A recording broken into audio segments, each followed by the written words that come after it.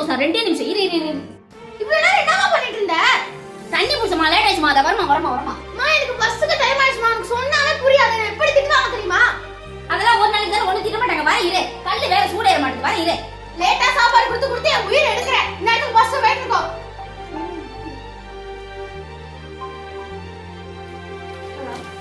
சொல்லுடி. பஸ் போயிடுச்சா? சரி வை. பஸ் போயிடுச்சா? சந்தோஷமா? இத வேற காணோம். எங்க வச்சேன்னு தெரியல. சொல்லுடி. ஏய், நம்ம தினமும் போற பஸ் ஆக்சிடென்ட் ஆயிடுச்சுடி. என்னடி சொல்ற? ஆமாண்டி.